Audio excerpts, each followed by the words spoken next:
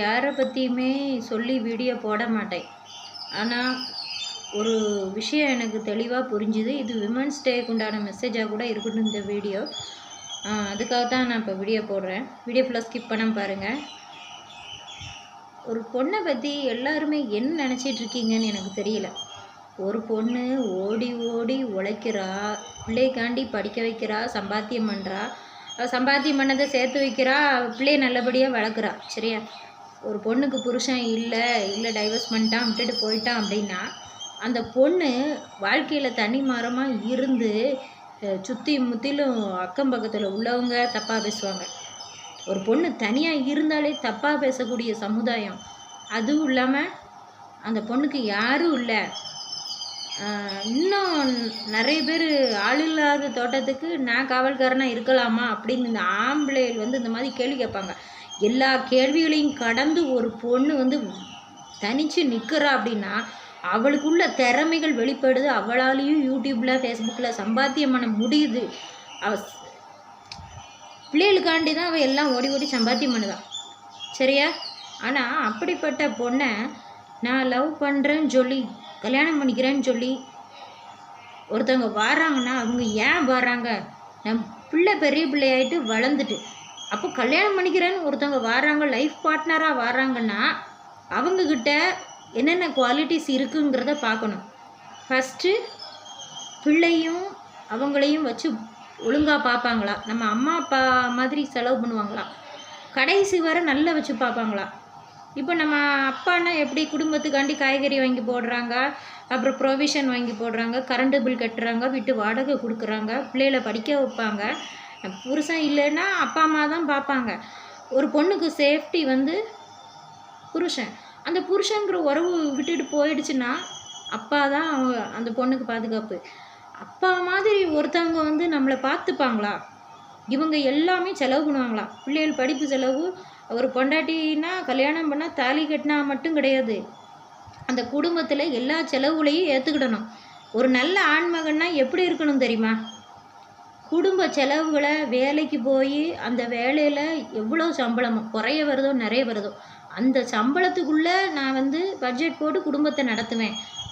யாருக்கிட்டையும் கடன் வாங்காமல் மாமனார் காசை எதிர்பார்க்காம யார் ஒழுங்காக குடும்பத்தை கழிக்கன்னு சொல்கிறானா நான் உன்னை வச்சு பார்த்துக்கிட்டேன். உனக்கு வேண்டியதை நான் செய்தேன்.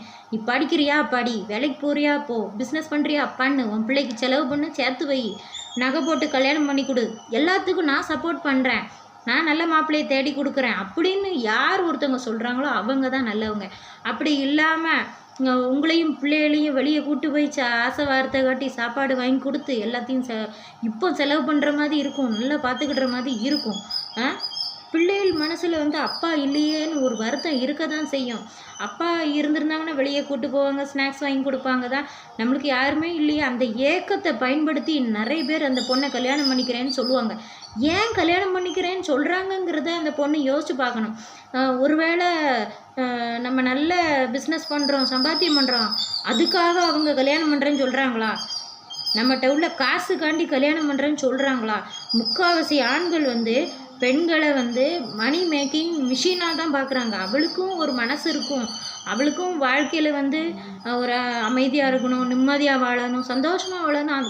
ஒவ்வொரு பொண்ணுக்குள்ளேயும் ஒரு எதிர்பார்ப்பு இருக்கும். அந்த எதிர்பார்ப்பை பூர்த்தி பண்ணக்கூடிய ஆண் தான் தேவை. சரியா?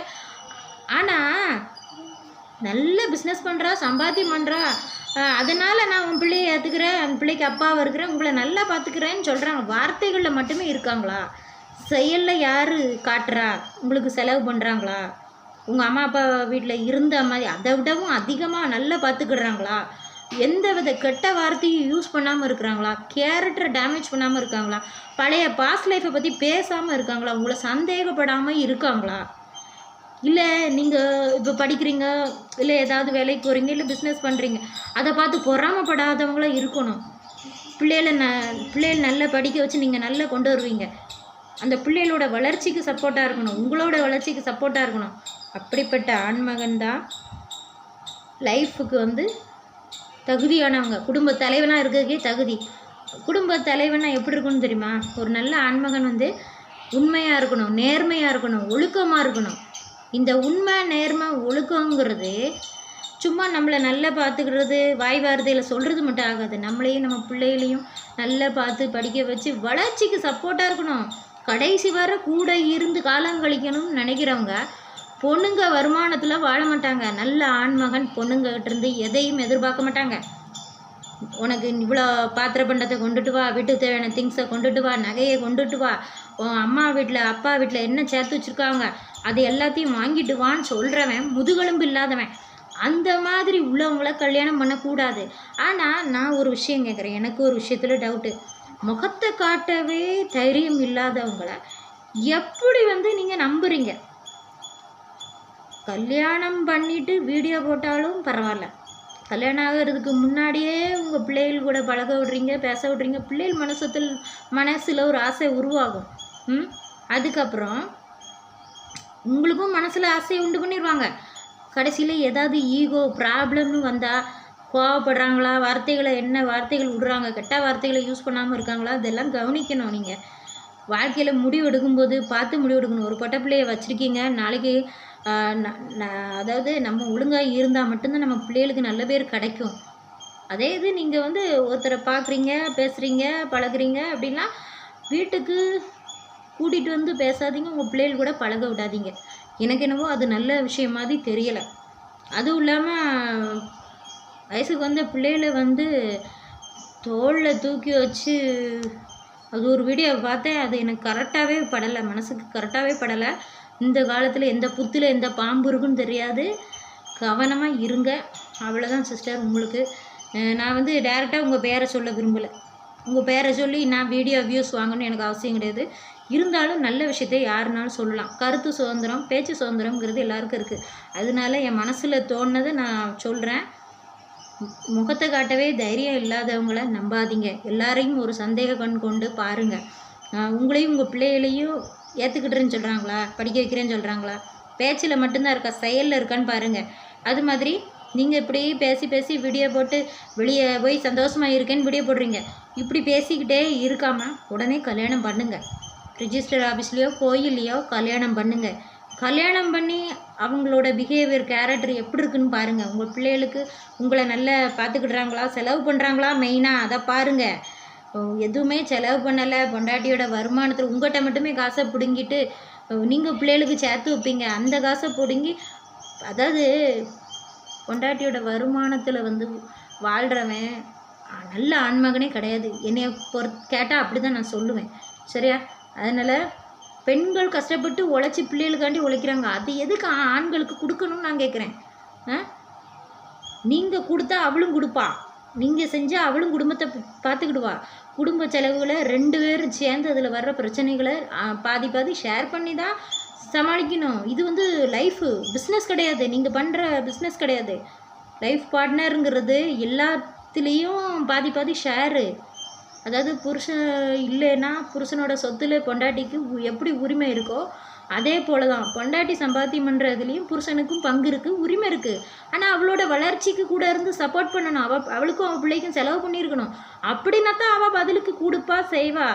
அது இல்லாமல் நீ வர்றதுக்கு முன்னாடியே நீ எனக்கு இவ்வளோ பாத்திர பண்டம் கொண்டு வா, எனக்கு இவ்வளோ நகை வேணும், அப்பா என்ன சேர்த்து வச்சுருக்காங்க போய் வாங்கிட்டு வா, நீ எவ்வளோ பிஸ்னஸில் எவ்வளோ சம்பாத்தியம் பண்ணுற, எத்தனை சேனல் வச்சுருக்க, அதில் எவ்வளோ அமௌண்ட்டு வருது அப்படின்னு உங்கள்கிட்ட யாராவது பண விஷயத்தை பற்றி கேட்டாங்கன்னா அலர்ட்டாக இருங்க, அவங்கள நம்பாதீங்க.